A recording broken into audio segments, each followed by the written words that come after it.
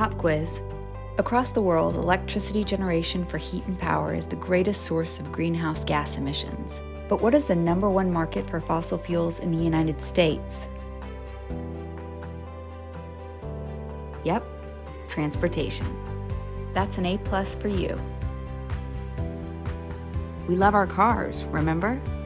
Except, of course, when we're sitting in them in traffic.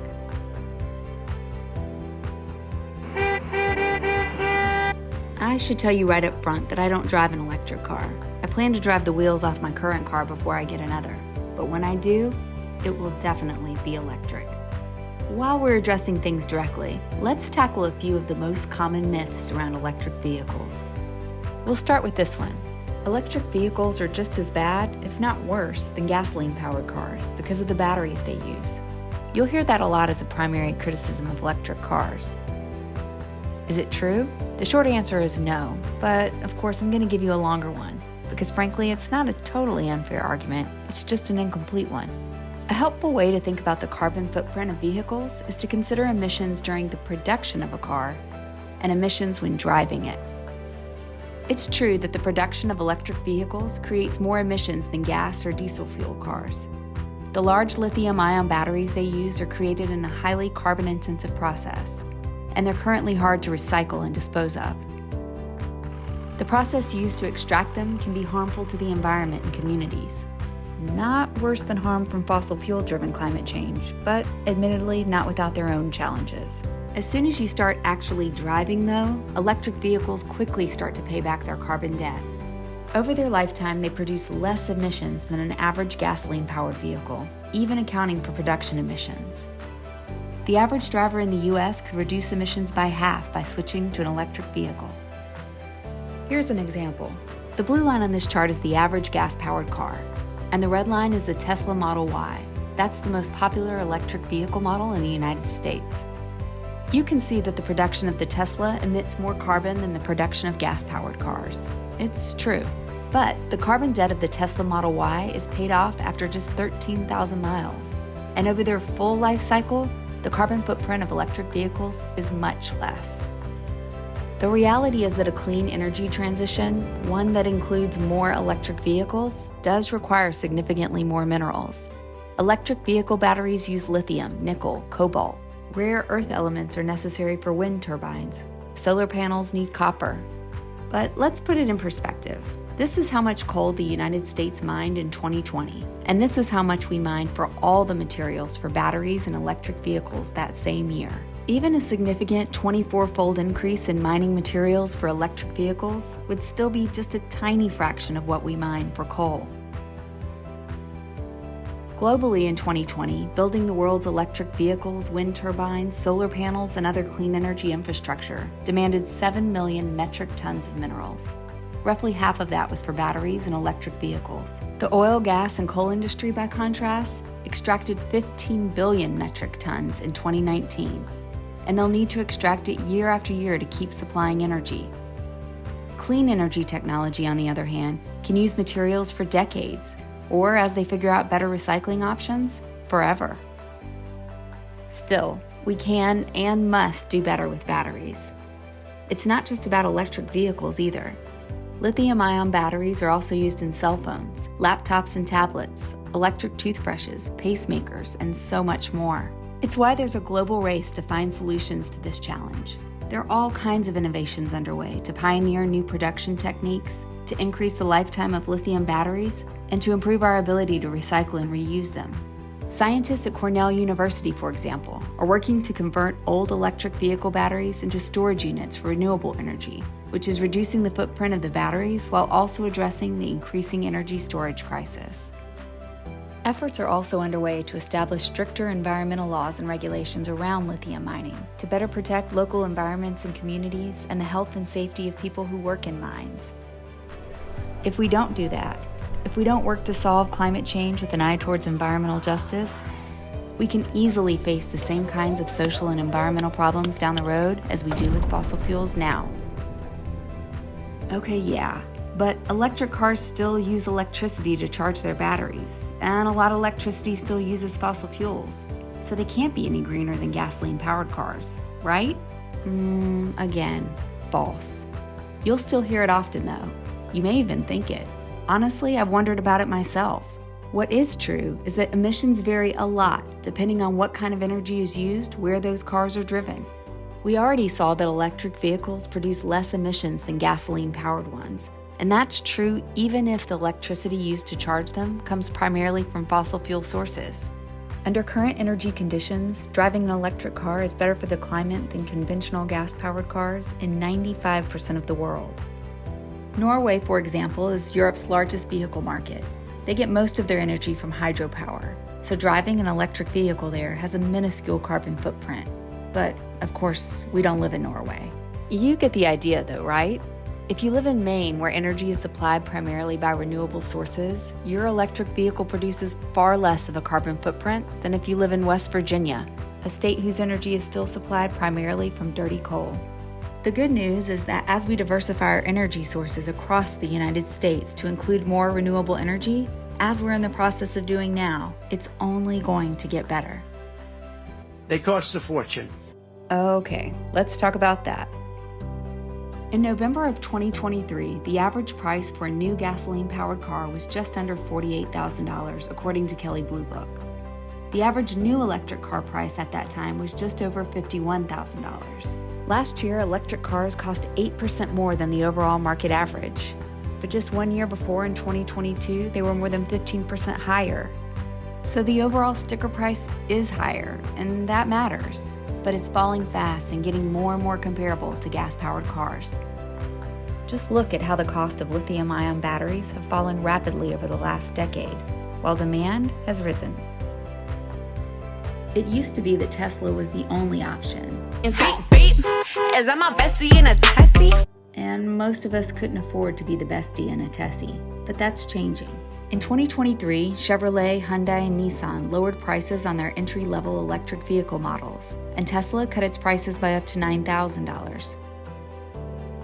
It's estimated that mid-size electric vehicles will be cheaper than gas-powered cars by 2025, and they'll cost less across nearly all models in just a few years more. And that's great news, as dozens more pure electric models are set to debut by the end of this year. Federal tax credits are also helping lower costs. The Inflation Reduction Act of 2022 provides tax credits up to $7,500 for the purchase of a new electric vehicle and $4,000 for a used one. Beyond federal tax credits, there are ways to save money through state, city, and even utility company rebates. Electric vehicles just make sense economically. If you don't want to take my word for it, take this oil company's own analysis.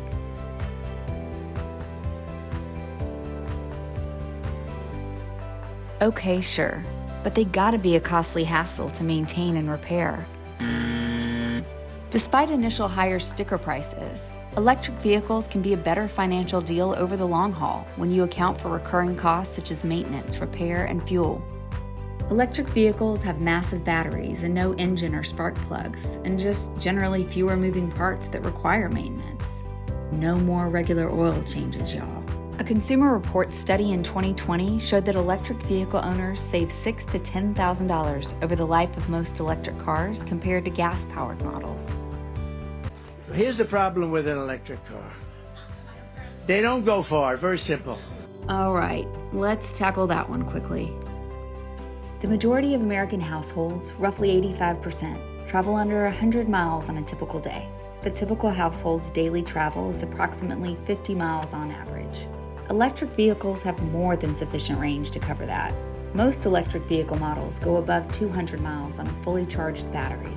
Nearly all new models travel more than 100 miles on a single charge. On top of that, automakers have announced plans to release even more long-range models in the coming years. It's for all of these reasons that we're seeing such a rapid transition to electric vehicles all around the world. Check out this growth in global electric cars in just a 12-year period from 2011 to 2022. It's just a few years behind the revolution of solar and wind electricity. In the United States, electric vehicle sales grew 50% in 2021 and by 48% over 2022. 2023 marked the first time that annual electric vehicle sales in the U.S. surpassed 1 million, and sales through the first 3 quarters of last year were about 58% higher than the same period the year before. In Europe in 2022, for the first time ever, more hybrid and fully electric cars were sold than gasoline and diesel cars.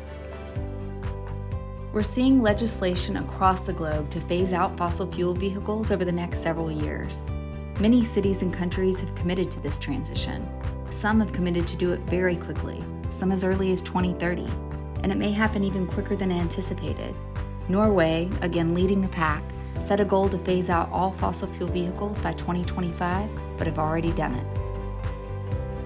In the United States, at least 10 states now plan to ban the sales of new gas-powered cars after 2035, and several others are thinking about joining them.